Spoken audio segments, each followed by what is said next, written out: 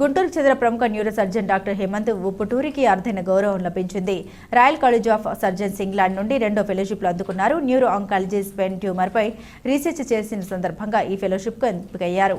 అయితే 2 ఫెలోషిప్ ఒకేసారి అందుకున్న భారతీయుడు తెలుగు వ్యక్తిగా డాక్టర్ హేమంత్ గుర్తింపు పొందారు. లండన్లోని రాయల్ కాలేజ్ ఆఫ్ సర్జన్స్ ఆధ్వర్యంలో ఈ నెల 9వ తేదీన జరిగిన కార్యక్రమంలో 2 ఫెలోషిప్లు అందుకున్నారు. ఈ సందర్భంగా కొత్తపేటలోని అమృత హాస్పిటల్లో ఆయనకు సత్కార కార్యక్రమం నిర్వహించారు. పలువురు వైద్యులు, సిబ్బంది డాక్టర్ హేమంత్ను సత్కరించి అభినందించారు.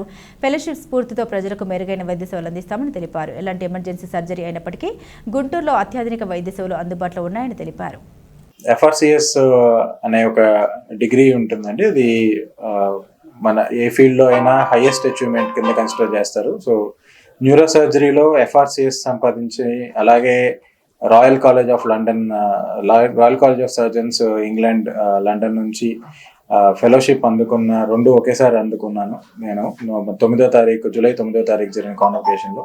సో ఇది నాకు ఎంతో ఆనందాన్ని ఇస్తుంది. ఇది అందుకున్న మొదటి తెలుగువాడి, మొదటి భారతీయుడిగా 2 ఫెలోషిప్స్ ఒకేసారి అందుకున్న వ్యక్తిగా ఎంతో గర్వకారణంగా ఉంది నాకు. అలాగే నా విద్యని మన గుంటూరు ప్రజల కోసం ఉపయోగించడం ఇంకా ఎంతో ఆనందకరంగా ఉంది.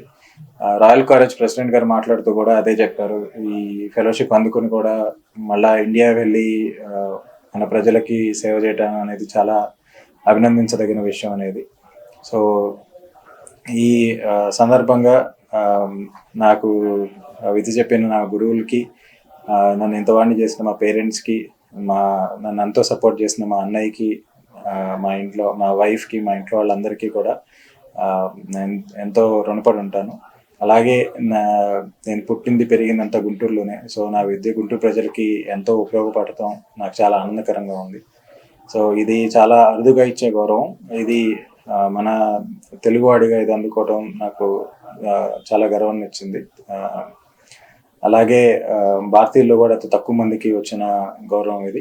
సో ఎంతో సంతోషంగా ఉంది. ఈ సంతోషాన్ని మీ అందరితో పంచుకోవటం ఇంకా ఆనందంగా.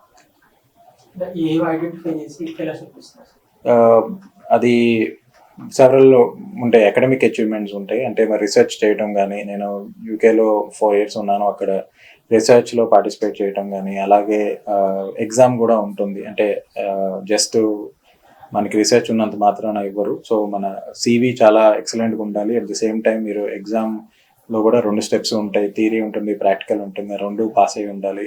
అండ్ మిమ్మల్ని ఫెలోషిప్కి రికమెండ్ చేసి ఉండాలి. సో ఇలా మల్టిపుల్ ఫ్యాక్టర్స్ ఉంటాయి. అవన్నీ ఎంతో అరుదుగా కలుస్తాయి. అలా అట్ ది సేమ్ టైం నేను ఇంగ్లాండ్లో neuro oncology and complex spine fellowship చేశాను. అది కూడా రాయల్ కాలేజ్ వాళ్ళ ఆధ్వర్యంలో చేశాను. సో అది కూడా, ఆ ఫెలోషిప్ కూడా ఇదే కాన్వకేషన్లో నాకు వచ్చింది.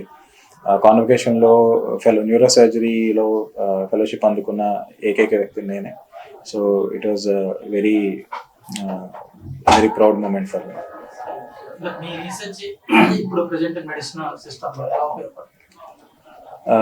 నేను మెయిన్ నా రీసెర్చ్ ఫోకస్ వచ్చేసి స్పైన్ అండ్ బ్రెయిన్ ట్యూమర్స్ అండి. బ్రెయిన్ ట్యూమర్స్లో న్యూరో నావిగేషన్ అని, DTI అని, and at the same time molecular imaging and molecular treatment targets అని, వీటన్నిటి మీద రీసెర్చ్ చేస్తున్నాను.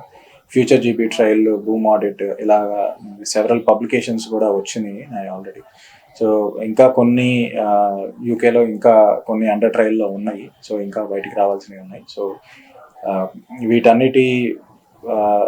వీటన్నిటితో బ్రెయిన్ క్యాన్సర్లో ట్రీట్మెంట్లో కానీ, స్పైన్ ట్యూమర్స్ ట్రీట్మెంట్లో కానీ ఈ ఫీల్డ్ని ఎంతో ముందు తీసుకెళ్ళడానికి ప్రయత్నిస్తాను. సో ఇది న్యూరో సర్జరీలో ఇంకా కొన్ని రీసెర్చ్, ఇంకా చాలా చేయాల్సిన పార్ట్స్ ఉన్నాయి. ఇండియాలో మన దగ్గర రీసెర్చ్ ఇంకా అంత డెవలప్ కాలేదు. సో నేను వచ్చిన 2 yearsలో trying to do a lot of research. But మన దగ్గర ఎంతైనా రీసెర్చ్ కొంచెం స్లోగా ఉంటుంది. సో ఇంకా రీసెర్చ్, ఇక్కడ చేస్తున్న రీసెర్చ్ అవుట్పుట్ ఇంకా రావాలి. బట్ అక్కడ ఆల్రెడీ వచ్చేసిన రీసెర్చ్ అవుట్పుట్ ఐడెంటిఫై చేయడం అండ్ అకాడమిక్ అచీవ్మెంట్గా కన్సిడర్ చేస్తారు. సో మెయిన్గా బ్రెయిన్ క్యాన్సర్లో నా రీసెర్చ్ అనేది జరుగుతుంది. ఇక్కడ చదివిన వాళ్ళే అబ్రాడ్లో సెటిల్ అయ్యి డాక్టర్ చేయడానికి ఇష్టపడతారు. కానీ మీరు యూకేలో రీసెర్చ్ చేశారు, కానీ ఇక్కడే గుంటూరులో ఇప్పుడు మీరు సంపాదిస్తే డబ్బులు మీ ఇంట్లో వాళ్ళకి ఉపయోగపడాలి, కానీ పక్కన వాళ్ళకి ఉపయోగపడితే ఏం.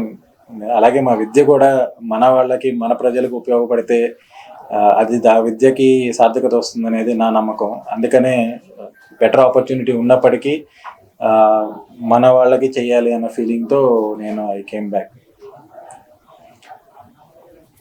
ఇప్పుడు ఈ ఎమర్జెన్సీ కేసు మనం మాట్లాడితే హైదరాబాద్, తర్వాత బెంగళూరు, ముంబై అలా వెళ్తూ ఉండేవాళ్ళు. బాగా క్రిటికల్ అయితే ఇదే సార్. అలాంటి ట్రీట్మెంట్ మనకి ఇప్పుడు గుంటూరులో మీ ద్వారా ఉంటుంది. ఎస్, డెఫినెట్లీ అండి. ఇప్పుడు మనకి హైదరాబాద్ వెళ్ళాల్సిన అవసరం అసలు లేదు. గుంటూరులో మీకు మైక్రోస్కోప్స్ ఉన్నాయి, న్యూరో నావిగేషన్ ఉంది, న్యూరో సర్జరీలో ఉన్న ఆల్మోస్ట్ ఎవ్రీ అడ్వాన్స్ మా దగ్గర క్యూసా ఉంది, స్పైన్ అండ్ బ్రెయిన్ ఎండోస్కోప్ ఉన్నాయి. సో న్యూరో సర్జరీలో ఉన్న ప్రతి అడ్వాన్స్మెంట్ ఇప్పుడు మనకు గుంటూరులోనే అవైలబుల్ ఉంది. ఎమర్జెన్సీకి మనం పరిగెత్తాల్సిన అవసరం లేదు. 100% అందరినీ కాపాడుతామని ఎవరు చెప్పలేరు, బట్ అవైలబుల్ టెక్నాలజీ అంతా ఇప్పుడు మన దగ్గరే ఉంది. సో ఎక్కడికి వెళ్ళాల్సిన అవసరం లేదు. మా ఏం కూడా అదే. మన ప్రజలు ఎక్కడెక్కడికి వెళ్ళి ట్రీట్మెంట్ తీసుకుంటున్నారు, మనం గుంటూరుకు వచ్చి చేస్తే అందరూ చక్కగా ఇంటి దగ్గరే అన్ని ట్రీట్మెంట్ తీసుకోవచ్చు. ఎందుకంటే ఒక పేషెంట్ని దూరంగా ఉంచి మన ఇంటికి దూరంగా ఉండి మనం వెళ్ళి ట్రీట్మెంట్ చేయించుకోవడం అనేది చాలా కష్టమైన విషయం. మా ఇంట్లో వాళ్ళు కూడా కొంతమంది చేయించాం కాబట్టి మాకు ఆ కష్టం తెలుసు. సో మన ప్రజలు ఆ కష్టానికి లోన్ అవ్వకూడదని వీలైనంత దగ్గరగా ఇంటి దగ్గరలో మన వాళ్ళకి ట్రీట్మెంట్ ఇవ్వచ్చు అనేది మా ఉద్దేశం. అందుకనే అది చేయటం కోసమే నేను ఐ కేమ్ బ్యాక్. ఎక్కువ వయసులో న్యూరాలజీ ప్రాబ్లమ్స్ వచ్చిన వాళ్ళు ఉన్నారా? డెఫినెట్లీ అండి. క్యాన్సర్స్, బ్రెయిన్ క్యాన్సర్స్ చాలా ఎక్కువ అయినాయి ఈ మధ్య.